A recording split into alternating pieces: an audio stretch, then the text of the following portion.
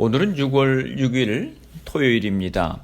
이제 다 함께 사도신경으로 신앙 고백하심으로 새벽 예배를 시작하겠습니다. 전능하사 천지를 만드신 하나님 아버지를 내가 믿사오며 그 외아들 우리 주 예수 그리스도를 믿사오니 이는 성령으로 잉태하사 동정녀 마리아에게 나시고 본디오 빌라도에게 고난을 받으사 십자가에 못 박혀 죽으시고 장사한 지 사흘 만에 죽은 자 가운데서 다시 살아나시며 하늘에 오르사 전능하신 하나님 우편에 앉아 계시다가 저리로서 산자와 죽은 자를 심판하러 오시리라. 성령을 믿사오며 거룩한 공예와 성도가 서로 교통하는 것과 죄를 사하여 주시는 것과 몸이 다시 사는 것과 영원히 사는 것을 믿사옵나이다. 아멘. 오늘 우리에게 주시는 하나님의 말씀은 신명기 28장 25절에서 35절까지 말씀입니다. 제가 봉독해 드리겠습니다.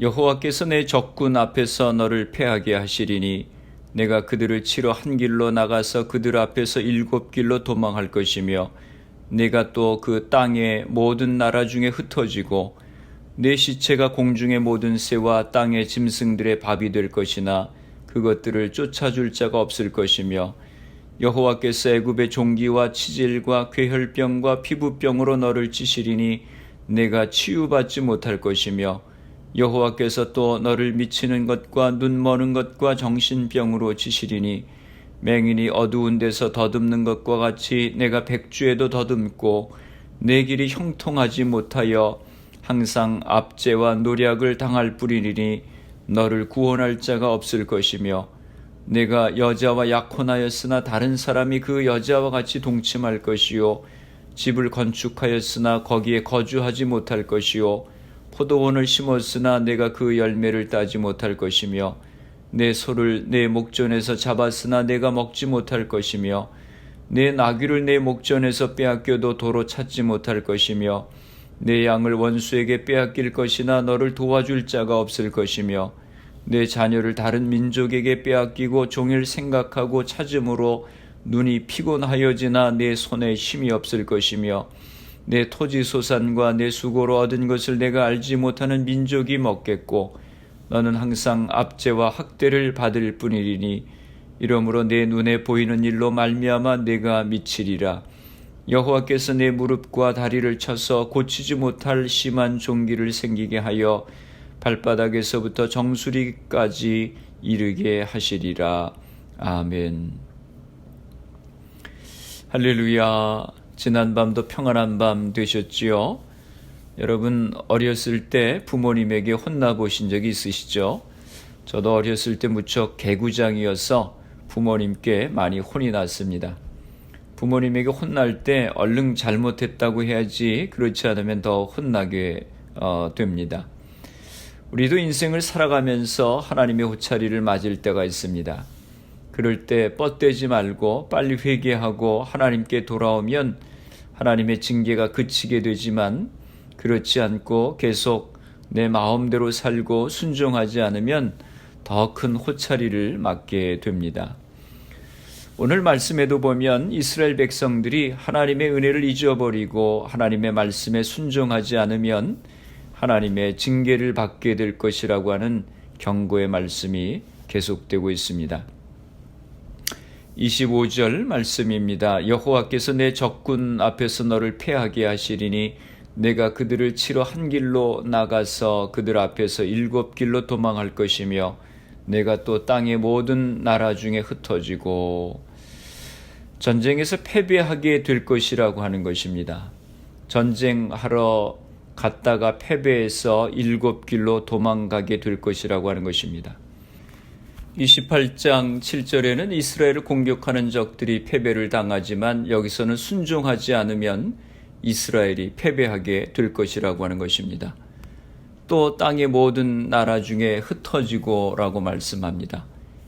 이 말씀과 같이 이스라엘은 BC 722년에 아수르의 북왕국 이스라엘이 멸망하게 되었습니다. 그리고 BC 586년에 바벨론에 의해서 남유다가 멸망합니다. 그래서 세계 각지에 흩어지고 말았습니다. 게다가 유대인들은 AD 70년경에 로마 제국에 의해서 또다시 멸망당해서 세계 각지에 완전히 흩어지게 되었습니다. 26절입니다. 내 시체가 공중의 모든 새와 땅의 짐승들의 밥이 될 것이나 그것들을 쫓아줄 자가 없을 것이며, 전쟁에서 패배하는 것도 비극인데 시신이 맹수의 먹이가 되는 것은 큰 수치이고 모욕이었습니다. 히브리 사람들에게는 시신이 무덤에 안장되지 못하는 것이 큰 저주였습니다. 말씀에 순종하지 않으면 이런 저주를 받게 될 것이라고 하는 것입니다.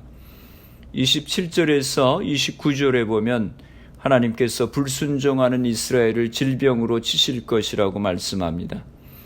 하나님의 명령과 규례를 지키지 않는 백성은 육신의 질병뿐만 아니라 정신질환도 겪게 될 것이라고 말씀합니다. 밝은 대낮에도 덧없는 신세가 되고 자기의 길을 계획한다고 할지라도 바른 길을 찾지 못하고 헤매게 될 것이라고 하는 겁니다. 얼마나 비참한 신세입니까? 30절에서 33절에는 이스라엘이 하나님께 불순종하면 저주를 받게 될 때의 비참한 상황을 적나라하게 묘사하고 있습니다. 이스라엘은 대적의 세력을 물리칠 힘이 없는 나약한 민족으로 전락이 돼서 그들이 애써 가꾸고 기른 모든 농작물 및 가축을 대적들에게 약탈당할 뿐만 아니라 처자까지 능욕당한다고 해도 어찌할 수 없는 무능한 민족이 되고 말 것이라고 경고합니다. 사실 하나님께서 함께 하실 때 이스라엘은 여호와의 군대로서 적은 숫자로도 강력한 족속들을 쉽게 물리칠 수 있었습니다. 그러나 하나님이 떠나버린 이스라엘 군대는 아무리 그 수가 많다 하더라도 대적 앞에서 7길로 패주하는 오합지졸이 되고 말 것입니다. 왜냐하면 전쟁은 여호와께 속한 것이므로 여호와의 도를 떠난 백성이 전쟁에서 승리할 수는 없을 것이기 때문입니다. 30절에 보면 약혼자도 빼앗기고 집을 건축했는데 거기에 살지도 못하고 포도원을 심었는데 열매를 따지도 못할 것이라고 말씀합니다. 이 말씀은 모든 소유가 하나도 남김없이 원수들에게 약탈당할 것이라고 경고합니다. 31절에는 소, 나귀, 양을 대적에게 빼앗길 것이라고 말씀합니다. 유목민족인 이스라엘에게 가축은 가장 중요한 재산입니다. 이런 것들을 대적에게 빼앗긴다고 하는 것은 경제적인 파산을 의미하는 것입니다. 또 32절에는 자녀도 빼앗기게 될 것이라고 말씀합니다. 출애굽 당시 무서운 장자 재앙 가운데서도 이스라엘의 자녀들을 하나님께서 보호해 주셨습니다. 그러나 만일 이스라엘이 하나님께 불순종하게 될 때는 그러한 보호의 손길을 거두시고 그 자녀들을 이방 민족에게 포로로 넘기시겠다고 하는 것입니다. 33절에 보면 너는 항상 압제와 학대를 받을 뿐이리니 라고 말씀합니다. 이 경고는 이스라엘이 애굽에서 겪었던 지긋지긋한 400년간의 종살이 생활을 상기시켜 줍니다. 이제 겨우 어렵게 벗어난 압제와 학대의 노예 생활을 이스라엘이 다시금 받아야 한다고 하는 것입니다. 34절입니다. 이러므로 내 눈에 보이는 일로 말미암아 내가 미치리라. 삶의 나날이 희망이라고는 도무지 없고 눈만 뜨면 오로지 고통과 압제와 학대의 연속이라 할 때에 결국 인간에게 찾아드는 것은 극도의 절망과 공포로 인한 정신분열일 수밖에 없습니다. 35절에 심한 종기를 생기게 하여 발바닥에서부터 정수리까지 이르게 하시리라 라고 하는 말씀은 혹독한 재앙이나 온갖 질병으로 인해서 성한 곳이 한 군데 없는 처참한 상태를 나타내는 것입니다. 하나님을 불순종하는 결과가 얼마나 무섭습니까? 하나님은 이스라엘 백성들에게 이와 같은 무서운 경고를 통해서 하나님을 떠나지 말고 말씀을 잘 순종할 것을 말씀하셨습니다. 마태복음 25장에 보면 슬기로운 5 처녀와 미련한 5 처녀 이야기가 나옵니다. 슬기로운 5 처녀는 신랑이 오기를 기다리며 미리 그 등불에 기름을 준비해서 신랑이 왔을 때 등불을 들고 나가서 맞이할 수 있었지만 미련한 5 처녀는 기름을 준비하지 못해서 신랑이 왔을 때 맞이하지 못하고 혼인잔치에 참여하지 못했습니다. 우리 인생의 실패와 패배와 불행이 닥쳐올 때 우리의 삶을 돌아보며 하나님을 떠나 불순종 가운데 살던 우리의 삶을 멈추고 돌이켜 하나님을 섬기며 하나님의 말씀에 순종하며 살아가야 되는 것입니다. 하나님의 말씀에 순종하며 살아갈 때 저주의 삶이 변해서 하나님이 우리를 위하여 예비하신 복을 누리는 삶으로 변화되게 되는 것입니다. 한국에 있을 때 제가 섬기던 교회 한 장로님의 간증을 들었습니다. 예수 믿기 전에 방 안에 연탄불을 피워놓고 죽으려고까지 했었는데 민방위 훈련을 받으러 갔다가 민방위 훈련 강사로 오신 목사님 말씀을 듣고 예수를 믿게 되었고 그 후로 인생이 변해서 장로가 되고 사업도 크게 하나님이 축복하셨다고 하는 간증을 하셨습니다. 그렇습니다. 우리가 하나님을 떠나 세상 가운데 살고 말씀을 순종하지 않으면 하나님의 징계를 받게 되지만 돌이켜 하나님을 섬기고 말씀을 순종하며 살아가게 될 때 저주받은 것과 같은 우리의 인생이 변해서 하나님의 복을 누리게 되는 것입니다. 패배와 불행이 그치는 길은 말씀을 순종하는 것입니다. 오늘 아침 여러분 자신의 삶을 돌아보시면서 내가 하나님을 섬긴다고 하면서도 말씀대로 순종하지 못하는 부분들이 무엇인지 돌아보시고 돌이켜 하나님의 말씀 가운데 순종하며 살아가시기로 결단하시기를 주님의 이름으로 축원합니다. 기도하시겠습니다. 하나님 아버지 감사합니다. 말씀을 통해서 하나님의 말씀을 순종하며 살아가면 하나님의 복을 누리게 되지만 하나님을 떠나 불순종의 삶을 살면 무서운 하나님의 저주를 받게 될 것이라고 하는 말씀을 들었습니다. 주님 저희들에게 은혜로 허락하셔서 말씀을 깨닫게 하시고 마음의 중심으로부터 주님을 잘 섬기는 주의 종들이 되어서 하나님이 우리를 위하여 예비하신 복을 누리며 살아갈 수 있도록 은혜를 허락하여 주시옵소서.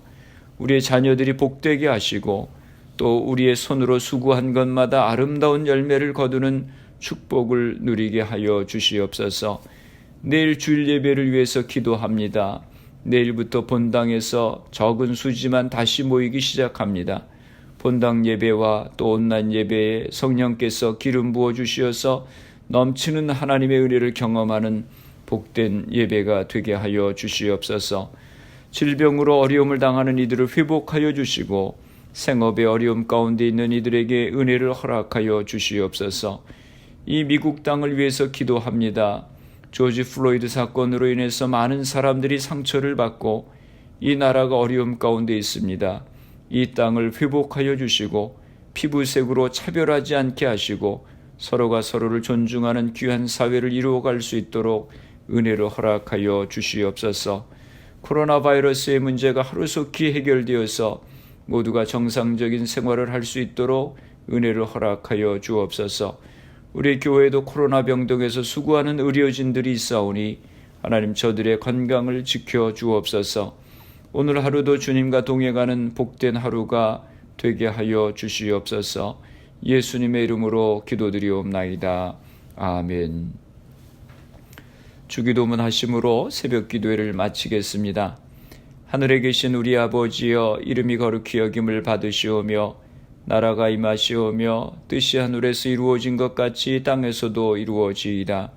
오늘 우리에게 일용할 양식을 주시옵고 우리가 우리에게 죄 지은 자를 사하여 준 것 같이 우리 죄를 사하여 주시옵고 우리를 시험에 들게 하지 마시옵고 다만 악에서 구하시옵소서. 나라와 권세와 영광이 아버지께 영원히 있사옵나이다. 아멘. 새벽 예배를 마쳤습니다. 오늘 하루도 주님 안에서 승리하시기 바랍니다. 새벽 예배 후 개인적으로 10분 이상씩 기도하시기 바랍니다. 불순종의 삶을 멈추고 순종의 삶을 살아갈 수 있도록 기도하시고 말씀과 성령의 충만함을 위해 기도하시고 가정과 교회를 위해서 기도하시기 바랍니다. 미국과 대한민국 조국을 위해서 기도하시고 그리고 코로나 바이러스를 위해서 애쓰는 의료진들, 봉사자들, 위정자들 위해서 기도해 주시고 코로나 백신 개발을 위해서 기도해 주시고 코로나 바이러스로 희생된 가정들 또 환자들 위해서 기도해 주시기 바랍니다.